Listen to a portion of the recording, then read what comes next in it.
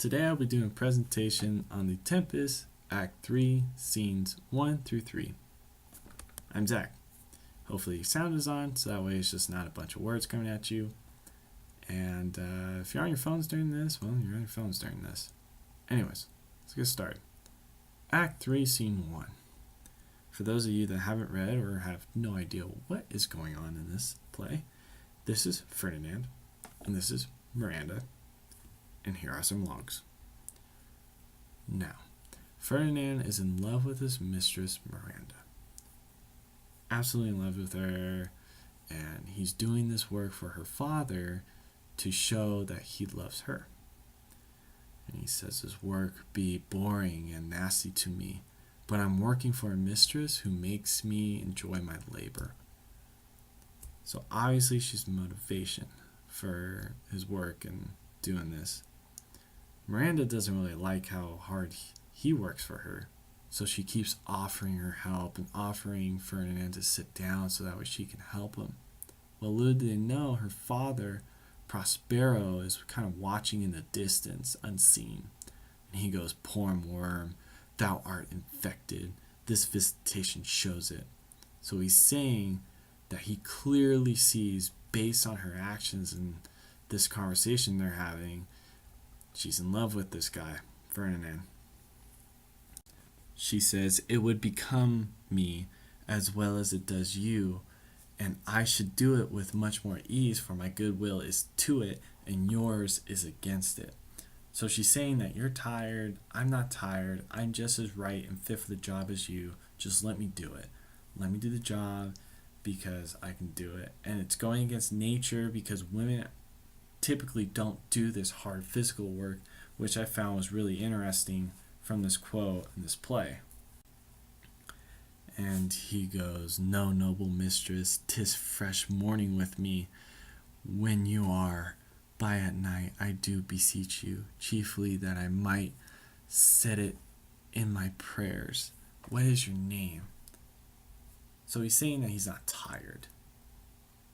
But he also says that he doesn't even know her name. So he's doing all this work, and he loves this mistress. I guess she's truly your mistress because he doesn't know her name. So that's weird. I guess you can fall in love with people you have no idea who they are. Anyways, so he goes on to tell her, For several virtues have I liked several women, never any with so full soul, but some defect in her did quarrel with the noblest grace she owed, and put it to the foil. But you, oh you so perfect and so pureless, are created of every best of every creature. So he's saying like she's perfect, even though he's seen a lot of women and he's liked several women, but she is the one, right? She goes, "Nor have I seen more that I may call men than you, good friend, and my dear father. How features are abroad I am skillless of, but my modesty, the jewel in my dower, I would not wish any companion in the world but you, nor can imagination from a shape besides you." So she's also saying that her modesty is her best quality and she really cherishes that. And she tells him that he's the one, she's modest about it, she's truthful about it, and he loves her. They both acclaim their mutual love for each other and they want to marry each other. Basically, remember, her father Prospero is still watching, and he goes, "I can't be as happy as they are at this moment, but nothing could make me happier." So he's actually really happy about this moment. So here's a little recap, just in case I started too much or you can't hear me. Miranda and Ferdinand are in love, and he shows it by doing a really low job, a really hard job. Miranda tells Ferdinand her name, finally. Miranda only knows, really, her father and Ferdinand has liked a lot of women, but she is the best out of all of them. And lastly, Prospero, Miranda's father, is really happy for the both of them. So that is all for this scene. Now on to Act 3, Scene 2. In Act 3, Scene 2, we have these three guys. Let's call this guy Trensulo. Let's call this guy Caliban, and this guy Stefano. Now, this scene, they did have a little bit too much of these.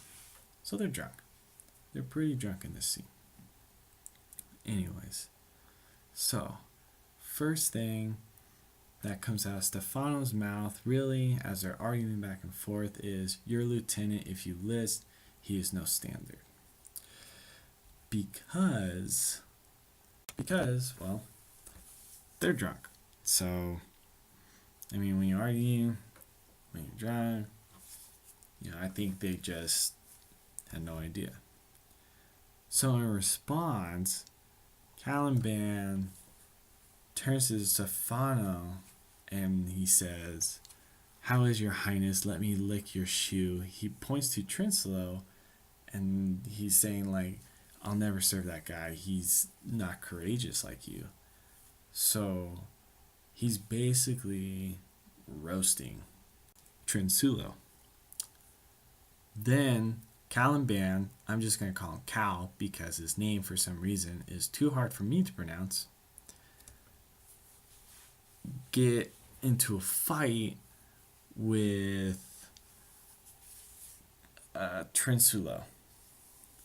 And then Cal reminds Trinsulo and Stefano that he has been the tyrant sorcerer to Prospero, who has wrongfully stolen the island from him.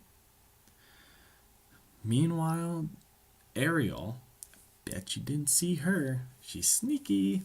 She's invisible. She says, "Thou liest," or "thou least." It means you lie. That's what it means. So they don't know who's saying this because she is invisible. Even though you can see her there, she's invisible. So they think it's Trinsulo that's saying this. And since he's cutting them off and he's saying that they're liars, they start fighting him because they have no idea where the voice is coming from. So what else do? You fight him. Done deal.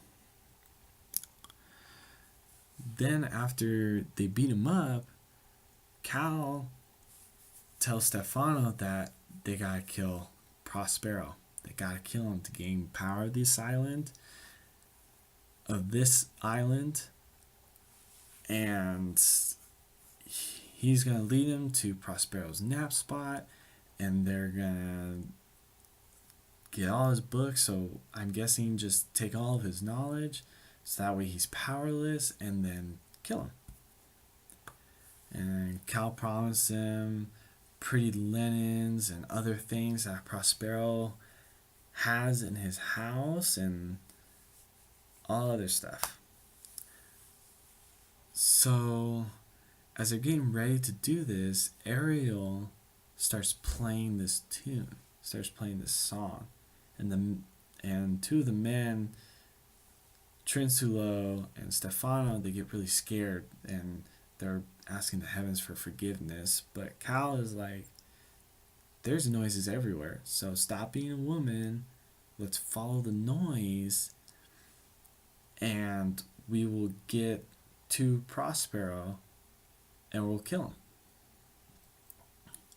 So that's how scary movies start. So I wouldn't follow it, but they do in this case. And they all end up actually agreeing, and they follow this song that Ariel's playing, and they're going to go kill Prospero. So that is basically what this whole scene is. And just in case I stuttered or I messed it up. Here are the key points of this scene. In our favorite segment, the recap. Okay, so key points. They're drunk in the scene. It's actually kind of important. Prospero stole the island from Cal, or Caliban. Ariel is invisible, and she's causing a lot of trouble for being invisible. The three musketeers, or Trinsulo, Caliban, and Stefano, are plotting to kill Prospero to gain the island back because Caliban made a pretty good argument about, hey, like we should because we get a lot of cool stuff and an island. And then Ariel is playing this really weird song, and she's going to lead them to do this deed to Prospero.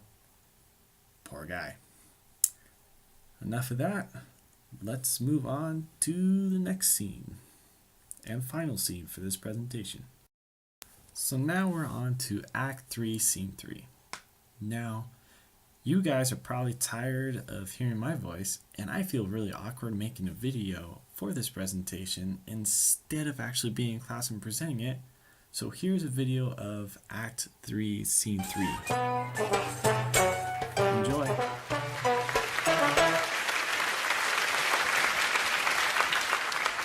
By Lakin, I can go no further, sir. My old bones ache.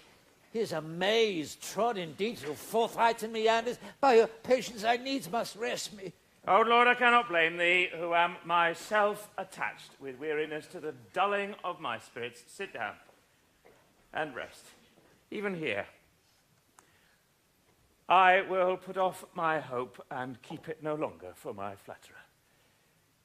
He is drowned, whom thus we stray to find, and the sea mocks our frustrate search on land. Well, let him go. I am right glad that he's so out of hope. Do not for one repulse forgo the purpose that you resolve to effect. The next advantage will we take through. Let it be tonight, for now they are oppressed with travel. They will not nor cannot use such vigilance as when they are fresh. Tonight, I say no more. But how many is this, my good friend? Hark, Marvellous sweet music. give us kind keepers. Heavens, what were these? A living dronery. Now I will believe that there are unicorns. That in Arabia there is one tree, the phoenix throne, one phoenix at this hour reigning there. I'll believe both. And what does else one credit? Come to me, and I'll be sworn 'tis true.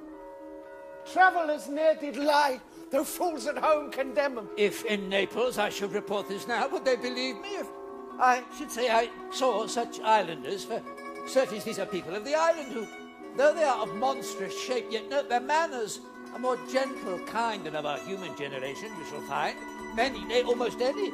Honest lord, thou hast said well, for some of you there present are worse than devils. I cannot too much use such shape, such gestures, such sound, expressing, although they want the use of tongue, a kind of excellent dumb discourse. Praise in departing. They vanished strangely. No matter, since they have left their viands behind, for we have stomachs, will please you taste of what is here. But I... Sir, you need not fear. When we were boys, who would believe that there were mountaineers dew-lapped like bulls, whose throats had hanging out and wallets of flesh, or that there were such men whose heads stood in their breasts, as now we find each putter out of 5 for 1 will bring us good warrant of... I will stand to and feed.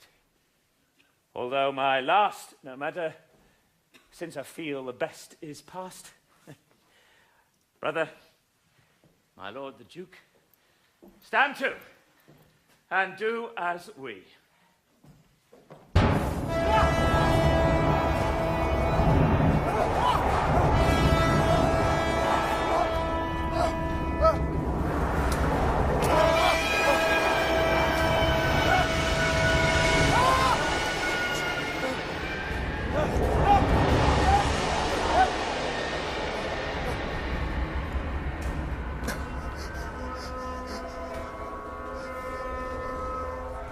are three men of sin, whom destiny that hath to instrument this lower world, and what is in it, the never surfeited sea, hath caused to belch up you, and on this island, where man doth not inhabit. You, mongst men, being most unfit to live, I have made you mad. Even with such like valor, men hang and drown their proper selves. You fools! I and my fellows are ministers of fate. The elements, of whom your swords are tempered, may as well wound the loud winds, or but be locked at stabs, kill the still closing waters as diminish one dowl that's in my plume. My fellow ministers are like invulnerable if you could hurt. Your swords are now too massive for your strength, and will not be uplifted. But remember, for that's my business to you, that you three from Milan did supplant good Prospero, exposed unto the sea, which hath requited him and his innocent child, for which foul deed the powers delaying, not forgetting, have incensed the seas and shores, yea, all the creatures against your peace.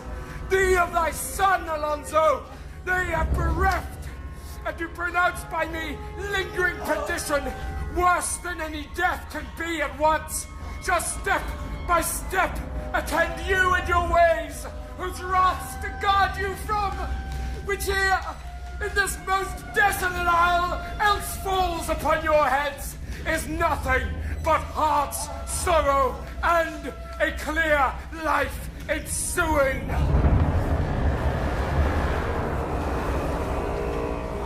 Bravely the figure of this harpy hadst thou performed, my Ariel. A grace it had devouring. Of my instructions hast thou nothing bated in what thou hadst to say. My high charms work, and these, mine enemies, are all knit up in their distractions. They now are in my power. And in these fits, I leave them, while I visit young Ferdinand, whom they suppose is drowned, and his and my loved darling. In the name of something holy, sir, why stand you in this strange stare? Ah, it's monstrous! Monstrous, methought the billow spoke and told me of it. The winds did sing it to me, and the thunder, that deep and dreadful organ pipe, pronounced the name of Prospero. They did base my trespass. And therefore my son in the ooze is bedded. And I'll seek him deeper than ever plummet sounded. And within there lie muddies. But one fiend at a time! I'll fight their legions all! I'll be thy second! All three of them are desperate. Their great guilt, like poison given to work a great time after now, begins to bite their spirits. I do beseech you that out of suppler joints, follow them swiftly and hinder them from what this ecstasy may now provoke them to. Follow, I pray you! Hey, how was that? You miss me? Nah, probably not. That is the end of my presentation. I hope you guys really enjoyed it. If not, go ahead and just click the dislike button on YouTube. This video is going to go down as soon as I see a grade. And here are some questions that I made up. They're really hard for me to make up, so you guys can argue about them. So if someone could come over and pause when the questions pop up, that'd be great, or else it'd be a little awkward. Thank you again. See ya. Good luck at finals.